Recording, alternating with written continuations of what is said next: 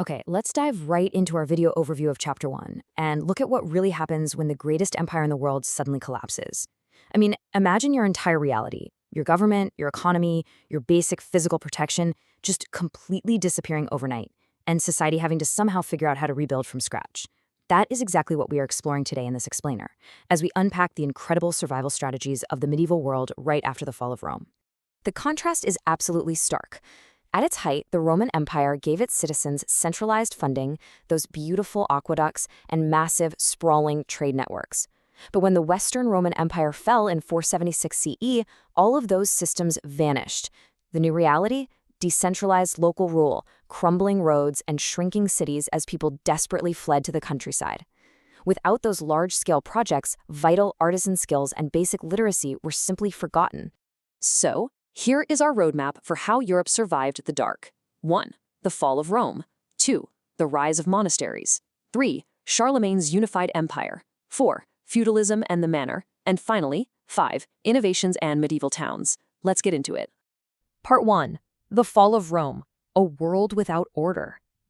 Without a big central government to pay for upkeep or a massive military to enforce the laws, day-to-day life slowly transformed into a desperate struggle just for stability. The very arteries of civilization broke down. Long-distance trade dwindled to almost nothing because it was simply way too dangerous to travel without the protective Roman army keeping the roads safe. Sure, local governments still existed, but they didn't have anywhere near the vast funds required to maintain massive infrastructure like paved roads and aqueducts. Everyday instability became the defining feature of life. Moving right along to Part 2, the rise of monasteries, preserving knowledge. So that brings up a really crucial question. When the cities shrank and literacy practically vanished, who stepped in to save European knowledge? With the Roman infrastructure completely gone, society desperately needed a new anchor, a new institution to provide some kind of stability. Well, the answer was the clergy, specifically through a practice called monasticism. Monks and later nuns started living in safe communal centers far away from the chaos of the outside world. They lived incredibly simple lives, completely avoiding material luxuries, and they managed to thrive by working together, sharing their possessions, and just looking out for one another. What's truly incredible here is how these simple, isolated little monasteries effectively became the ultimate safe havens for education and literature in medieval Europe. Way before universities even existed, these were the primary centers of learning.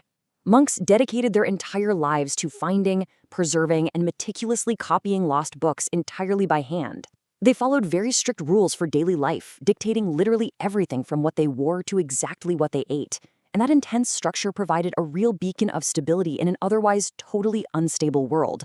All right, Part 3, Charlemagne's unified empire, a return to order. Charlemagne, also known as Charles the Great, was a master organizer. He built an army that was consistently larger and way better equipped than any of his enemies. And notice that jump on the timeline to 800 CE. That is a monumental moment. Pope Leo III actually crowned Charlemagne emperor of the new Holy Roman Empire, effectively restoring a centralized order across a huge chunk of Western Europe that hadn't been seen since Rome fell centuries earlier. I absolutely love this surprising fact. A massive military conqueror who never actually learned to read personally spearheaded a massive campaign to copy books. Charlemagne brought brilliant scholars from all over Europe straight to his kingdom. He encouraged a brand new form of script that was much easier to read, and he funded the creation of gorgeous illuminated manuscripts. These were texts meticulously decorated by hand with brilliant colors, silver, and gold. He clearly understood that knowledge was power, even if he couldn't actually read the words himself. Which brings us to Part 4, Feudalism and the Manor, a new social structure. After Charlemagne's empire eventually fractured, everyday people had to figure out how to govern themselves without a sprawling central bureaucracy. Since kings desperately needed warriors to protect their newly fragmented territories, they created a strict system of oaths and loyalty called feudalism. It's like a giant pyramid. At the very top you have the kings. They make deals with powerful lords. The lords use knights for military muscle, and down at the very bottom, holding the entire economy on their shoulders, are the serfs, who are legally bound to farm the land. So if you were a powerful lord, the king granted you a fief, which is basically just a massive chunk of land. In return, you became the king's vassal, swearing a sacred oath to fight loyally for him and always support him. During a time without modern nations or centralized governments, these very personal, binding oaths of loyalty were quite literally the glue that held all of European society together. Now, manorialism, which is the economic side of feudalism, required a harsh but necessary trade-off. Lords provided the heavy farming infrastructure, things like mills and massive baking ovens, and crucially, they provided military protection inside their castle or manor house walls if invaders attacked. But the cost for the serfs was unbelievably steep. They gave up their freedom. They worked the fields constantly, handed over a huge portion of their own food, and couldn't even get married or leave the estate without the lord's explicit permission. Literally paying your landlord in bundles of flax and live hens brings the vivid reality of a serf's life right into focus, doesn't it? This quote from Emperor Louis the Pious outlines the exhausting, never-ending physical labor expected of a tenant farmer. You didn't pay your taxes with a digital bank transfer back then. You paid it with your sweat, your crops, and your livestock.